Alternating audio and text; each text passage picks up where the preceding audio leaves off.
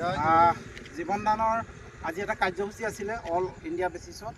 আমি ইয়াত অসমত প্ৰথম ছ'চিয়েল ৱৰ্ক বুলি এটা আজি ষ্টাৰ্ট কৰিছোঁ। আজি আমাৰ বিশেষত্ব আছিল আমাৰ বৃক্ষৰোপণ কাৰ্যসূচী। আমি এটা অঞ্চলত তিয়ক অঞ্চলত আজি বৃক্ষৰোপণ কাৰ্যসূচী সম্পন্ন কৰিলোঁ আৰু অনাগত দিনত আমি এই সমাজ সেৱাটো বৰ্তাই ৰাখিম বুলি আশা কৰিছোঁ। পৰম শ্ৰদ্ধাৰ জীৱনদানৰ সতীৰ্থসকল, আমাৰ পৰম শ্ৰদ্ধাৰ জীৱনদানৰ ষ্টেট কোঅৰ্ডিনেটৰ শ্ৰদ্ধাৰ মনোৰঞ্জন বৰা ছাৰ, আমি সকলোকে আন্তৰিক ধন্যবাদ আৰু শুভেচ্ছা জ্ঞাপন কৰিছোঁ। এটা শুভ মুহূৰ্তত আজি 30 তাৰিখৰ দিনাখন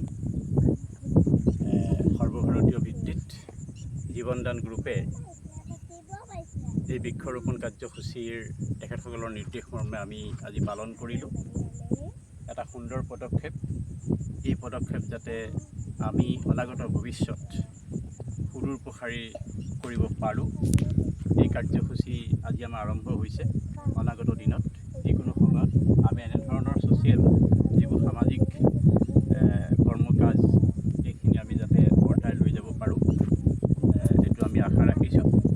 আৰু আমি সদায় চিন্তা কৰিব লাগিব, ইতিমধ্যে আমাৰ UMCA ফাউণ্ডেশ্যন